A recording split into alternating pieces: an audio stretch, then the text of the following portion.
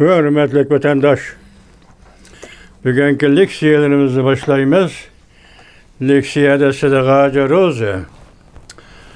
Washington'da sözleyimiz. Bugün çislak 2024 yıl 2. ayının 29. günü haftaga Perşembe vatandaş. Bugünkü vaziyetimizde esas katta haberler demizde. Bu ne?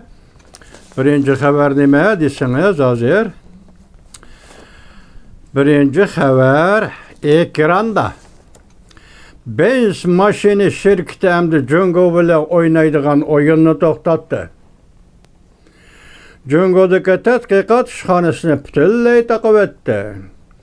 500 milyard dollar məbləğini Jungo'dan çekindirdi. Tüet orunda iştaşlaş dolqunu götürüldü. Yuqori süratli temir yol Jungo'da endi takılıdığan boldu. 100 milyardla pul xərcləş oyunu axırlaşdı. Jungo yaşlarının şençi gumran boldu. Fırala hatırısı 55 minut ilgiri 2. ayının 29. gün YouTube ötündü. Jungo'nun harbi parxotları yana bir haber kelip, koşulup 11 daniga yetti. Amerika Qo'shma Shtatlar Prezidenti Joe Biden jiddiyleşti. Endi bu çaqchaqda yazıldı. Amerika Qo'shma Shtatlar Prezidenti Joe Biden jiddiyleşti. Bilikçi kemiler chegaradan o'tdi. Tayvan charlash parxotlari hayotinin ham xatariga qaramay qo'qlashga başladı. Halqalıq paytlar Tayvanning o'zining dangdar torbetlari 2. ayının 29. günü YouTube vatandaş. Endilikli ekranda iki devlet, yani Jungo, Tayvan, bunu oxup to'g'ri. Kechiringlar. 50 nefer generalning xalq vakillar qurultayiga a'zo bo'lish salohiyati elib tashlandi. Maliye Ministerligi Jungo'da devletinin gumran bolğanlığını ilan qilishga taklif berdi. Jungo Maliye Ministerligi anlang bu gapda Jungo'da devletinin gumran bolğanlığını ilan qilish to'g'risida taklif berdi. Tugedi degan gapdan birinci qadam başlandı degan vatandaş. Tugedi birinci qadam başlandı. Hozir ikinci qadamni tövende ko'rasiz. Devletinin gumran bolğanlığını ilan qilish to'g'risida taklif berdi. Su shoxi 2. ayının 29. günü YouTube. Xi Jinping 3. umumiy yig'inni chaqirmadi. Nurg'un masalalar oshkor bo'ldi. Jungo'lik arboblar devletinin gumran bolğanlığını jakarlash kerak deyishdi halqalıq paytlar. Neymiş ki bunu tekrar aldınız desiniz, mavzu yaman ciddi mavzu ki vatandaş ve yalğızı su şavkı emez, endilikte halkılık peytlerimi eğizgalavatır. Jungo'da devlet gumran boldu, gumran bolğanlığını tekrarlaş gerek deydi Jungo'a. Maliye Ministerliği vatandaşın bunu su şavkı yaş obzorcu şundaq dedi, emdima Tayvan'daki halkılık peytlerimi şundaq davatıdı.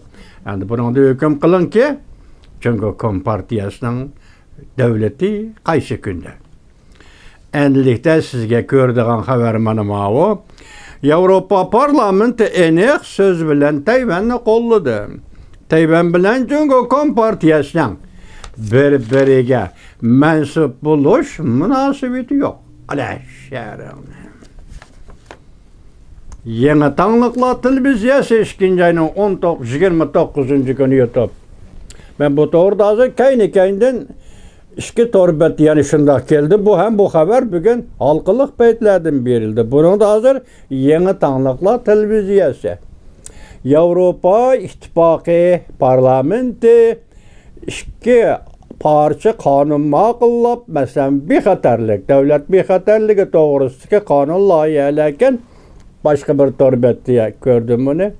Maqıllab Tayvan bilan Jungo o'tirisida bir-biriga mensup buluş münasebeti yok. Ya ki Tayvan Jungo'nun emas, ya ki Jungo Tayvan'ın emas. Neme deyimiz emdi bunu vatandaş? Birinci kadem devlet bunu qarız nima? davlat halak bo'lish, gumron bo'lish davri kirdi, buni e'lon qilishing kerak deb uningga taklif berdi degan xabar. Ikkinchi xabar hozir Tayvan Jungoga mansub emas yoki Tayvan Jungoga mansub emas yoki Jungo Tayvanga mansub emas. Tugadi bu yerda bir Jungo, Tayvan Jungo, bir Jungo degan bu safsatami tugadi endi vatandaş. Qandaq o'ylayapsiz? Navbat Jonanxayning beshi qandaq qotdi? O boshqa etish emas. Jonanxay oqibatga tayyorlik qilish kerak ekan. Shundami? Bu gaplar katta gaplar. Esimizda bor vatandash, men sizning esingizga solay. 2020-yil 11-oyning 12-kuni Uyg'urlar davlat qurgan shundoq bir ulug' kunda ham. Balki bu mas kelib qolishdi. Sobiq davlat ishlar kotibi Mike Pompeo Tayvan Jungoning zimini emas degan. Bugun oradan 4 yil o'tganda Yevropa İttifaqı parlamenti qaror qilib Tayvan Jungoga mansub emas, Jungo Tayvanga mansub emas o'ttirdi. Bundan munosabat yo'q. Parlamentning qarori. Uzundan biri demepti. Men ham savol qo'ymabdiman Jonanxay. Bir savol qo'yib etay. Mijozingiz qandaq? Jonanxay, mijozingiz qandaq? Mana bunday qildi buni.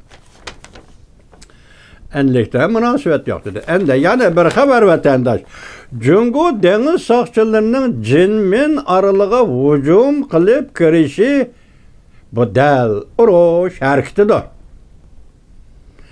Video film axborot yashmisi 2-29-kuni YouTube.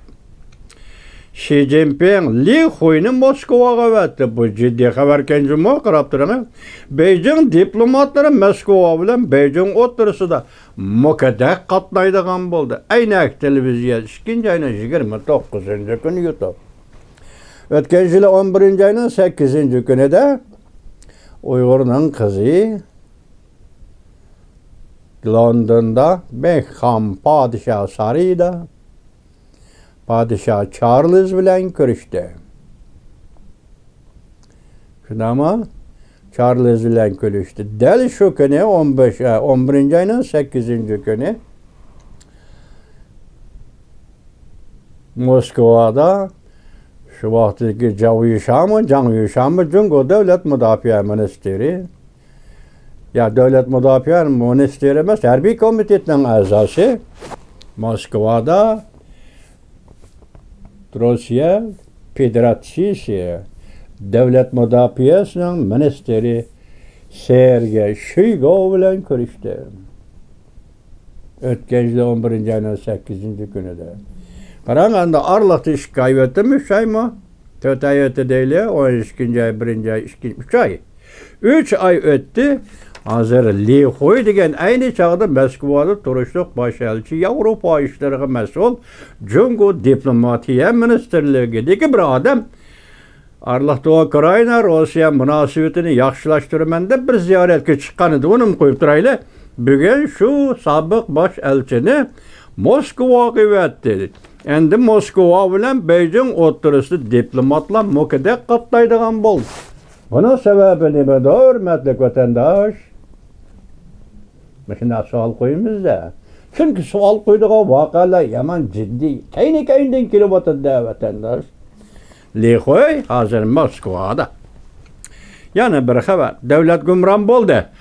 Boshda bir qatim degandim-ku, bu yerda yana elishim kerak buni. Kechiring meni vatandoshim, chunki bu bir tarafdan bo'lsa xabarning aniqlik, originallik va uning shanchlik tarafi ozib qoldi deb bugun mushu xabarga shunday usul qo'llandim.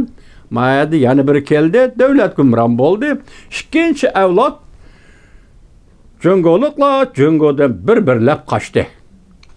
5'ten 1 kechiringlar, 5'ten 1 yerlik hokimiyatlar davlat mulozimlarining maoshini tarqatolmadi.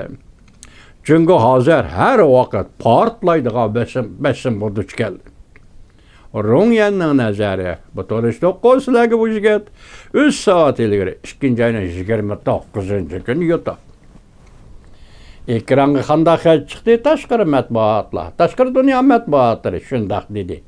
Jungoliklar o'zili emas, tashqari dunyo matbuotlari ham shundoq dedi. Endi kelaylik vatandoshim, Fransiya axborot agentligi. Jungo yuqori besimlik par qaziniga aylanib qoldi. Ani Jungo matbuotlari, Jungo obzorchilar da'vatlar yuqori qilan. Endi Fransiya agentligi deydiki, Jungo yuqori besimlik par qaziniga aylanib qoldi. Har qanday vaqtda portlab ketishi mumkin. Har qanday vaqtda portlab ketishi mumkin. Amerika armiya qismlarini tartibga solishga boshladi. Urushning tig'uvchi Jungoga qaratildi. Katta gapmi-ki vatandosh, uchinchi qitimliq katta gap. Birinchisi biz mashinaning Germaniya mashinasining shirkatlarining Jungodan chiqib ketishi. Ikkinchisi Jungoda davlat gumron bo'ldi, endi buni Moliya ministrligi dedi, hal qilish kerak dedi. Üçüncüsü, hozir Yevropa İttifoqi parlamenti Tayvan Jungo Tayvanga mansub emas dedi. To'rtinchisi vatandoshim qarang. Fransiya axborot agentligi Jungo yuqori besimlik par qaziniga aylanib qoldi. Har qanday vaqtda portlab ketishi mumkin. Amerika armiya qismlarini tartibga solishga boshladi. Urushning tig'uvchi Jungoga qaratildi. Amerika armiya harbiy qismlarini tartibga solishga boshladi. Urushning tig'uvchi Jungoga qaratildi. Fransiya agentligi. 10 avlodi janglining nazari 2-oyning 29-kuni yutdi. Endilikda Jungo Kompartiyasi vahima va qo'rqinch ishiga tushib qoldi. Jungo josuslikqa qarshi turish qonunidan keyin davlat maxfiyatligini saqlash qonuni e'lon qildi. 5-oyning 1-kunidan boshlab yo'lga qo'yildi. Jungo Kompartiyasi jamiyatni tizginlashni kuchaytirdi. Mislsiz siyosiy, iqtisod, diplomatiya krizisiga duch keldi. Hokimiyat gumron bo'lishga duch keldi. Jungo Kompartiyasi haddidan ziyoda va vahima, qo'rqinch ichida qoldi. Bugungi mavzularning yirik mavzular yoki keskinlik darajasi, jiddiylik darajasi eshib berayotgan, eshib kelayotgan ciddi mavzular, reaksiya xarakterlik mavzular vatandoshim. Hozir sizdagi so'zlab xulosalab berdik 4 nuqta. Buning ichida biz balki e'tibor beradigan, diqqat qiladiganimiz Yevropa İttifoqining Tayvan to'g'risidagi ifodasi, endi oxirida Fransiya agentligining xabar qilishicha, hozir Amerika armiyasini tartibga solyotdi. Bu urushning tig'uvchi Jungoga qaratildi degan mushu so'zni siz bilan biz ko'proq o'ylaymiz vatandoshim. Chunki biz Amerika Qo'shma Shtatlarining qudrati, kuchi va bu davlatning dunyoga iddivi yetakchilik qilishi bu so'z Amerika Qo'shma Shtatlarining Beijingda turishliq bosh elchisi Nikolas Bornesning so'zi. Men ishonaman dedi Nikolas Bornes, Amerika Qo'shma Shtatlarining yetakchi iddisi dunyoda yana birinchi o'rinda turdi. Biz Amerikaliklar Jungo yetakchilik qilgan yoki Jungoning iddiy ideologiyasi yetakchilik qilgan bu dunyoda yashamaymiz, yashashni xohlamaymiz dedi u. Baş elçi Nikolas Bornes men sizlarga yetkazdim vatandoshim. Shuningdan keyin vaziyatga qarab baqqan. Qarabaqna, birinchi kunida Osiyo, Sharq Osiyo ishlari bo'yicha yordamchi davlat ishlar kotibi Daniel Breitenbergning so'zini yetkazdik sizlarga. Ikkinchi kunida Amerika Qo'shma Shtatlari davlat ishlar kotibi Antony Blinkenning so'zini yetkazdik sizlarga. Uchinchi kunida Amerika Qo'shma Shtatlari Beijing'e turuşluq baş elçi Nicholas Barnes'ның sözünü ve leksiyasını yetkizdik sizlerge vatandaş. Şundaqma bu 3 leksiya keldi sizlerge tamam yetkizdik. Arlıqda callıq tərcümə qıldıq. Məsələn, Dövlət İşlər katibi Antony Blinken'ның München xalqara bexatarlik yig'inida so'zlagan so'zi nima deya Uyg'urcha jalla qilib tarjima qildik. Amerika Qo'shma Shtatlarga agishib mansang sen yeydigan go'shma. Xitoyga agishib mansang sen yeydigan mushma. Mana bugun bu vaziyatimizda endi bakalak miki vaziyetmemiz belgelengen vaziyet, belgelengen siyaset Avrupa İttifakı olsun. Bugün Fransiya, halkara anıma Fransiya ahbarat agentliği ilan kılganca bu mu belgelengen siyaset buludu vatandaş. Bu haber çakçak kıldıgan haber emas da. Amerika Qo'shma Shtatlar askeri kısımlarını tertipke selavatı da urushdan tig'uvchi jungoga qarshi.